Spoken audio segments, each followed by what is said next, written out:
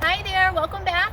You are joining me again. We are outside and I have set up an extended version of my outdoor kitchen. Last time, if you remember, I only had a table, and now I used the same material and put up a little just fencing. It's just made a fence and added some little hooks. These are metal, these are just what I had, but you could put some pipe cleaners or some coated wire or something, and perhaps you have a play set outside already, like a little area where you play house, and you might have some food props and utensils that you already have outside, and you could just build from that and extend it a little bit. So today we're doing kind of a sensory science activity, kind of combined many different things. It's the day of our Zoom meeting, so we are going to read this book during Zoom. I'm not going to read it right now, but it's called Compost Stew. And if you remember when we did the bug activity and I was searching for bugs, I found some in my compost bin. So this is what we're going to make today, compost stew. And when it all does its thing after a long time, it turns into this great soil. So this is what I'm going to use from my own compost bin for our planting activity today. So I know you all got your kits that I delivered to your house, and we will do that fun activity and read this book. So yes, I have a pot, and we can call it compost stew. Compost stew, you could call it sensory soup. You could call it whatever you want. It could be some sort of magic potion. So yeah, again, just use your imagination, but I thought it would be fun to show you the things that I save and put into my compost bin that then, like I said, turns into this wonderful soil that you can use for planting activities. So for this, you just need your kitchen scraps. I've been saving these for the last couple of days. My breakfast banana peel. I could throw that in my pot. Some leaves from broccoli. Here's a broccoli stem. Maybe I'll cut that up and add that to my soup. Some onion skin. Oh, why don't I use my handy kitchen gadgets here? I'll use my tongs.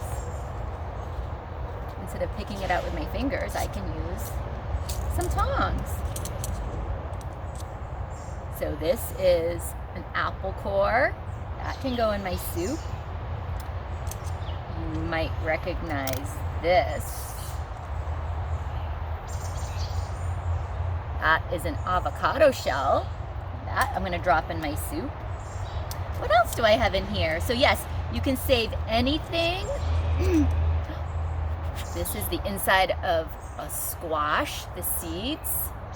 In the fall, you can save your pumpkin seeds and put that in your compost. So I had an onion skin, and this is another piece, the end of an onion. You can drop that in. And yes, you can, these are all your old veggie scraps and fruit scraps, that the parts that you don't eat can be turned into a delicious homemade soup of sorts. This isn't edible. You don't want to eat this, not even for pretend. But you can, yes, make this up and add it to, if you have a compost bin, or if you have just some sort of compost pile in your backyard. This is a mango skin. And this is the end of, some squash. What else do I have in here? Oh, I have all kinds of things. Maybe I'll use my trusty little knife here, and I'll take another item from my outdoor kitchen, and I could cut up some of this broccoli stalk and add that to my sensory soup. So now you're using fine motor for cutting this up. This takes a little more work, and making just little circle shapes. So I'm gonna add those to my soup. So this is what I have so far. And this was just stuff that I had in my kitchen that I didn't, bits and ends of pieces that I didn't use. And now these are other things that you can add to your soup. You can clip some grass from your yard, and that can go in your soup. This is all stuff you can put in your compost. Leaves. You can even use your dryer lint. This comes from the little dryer compartment that gathers all the lint when you dry your clothes. And I added a piece of that. And usually if it's all cotton fibers, that works. Clothes that are made from cotton. These are my daffodils. These are all dried out now, but these are what was left of my daffodils when they didn't bloom anymore.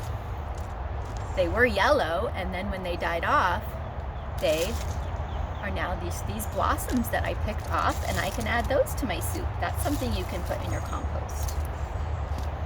And old coffee grounds, maybe I'll do a scoop of those. So yes, there's all kinds of combinations that you can use to make your own sensory soup or compost stew. And you can use a pair of your scissors, child-friendly scissors, and you can even add some shredded paper to your soup. And all of this does a very magical thing. It breaks down and it turns into dirt and a nice rich soil that you can use for planting new plants and flowers and vegetables. So yes, I think my tea bag was in here somewhere too. I put a tea bag.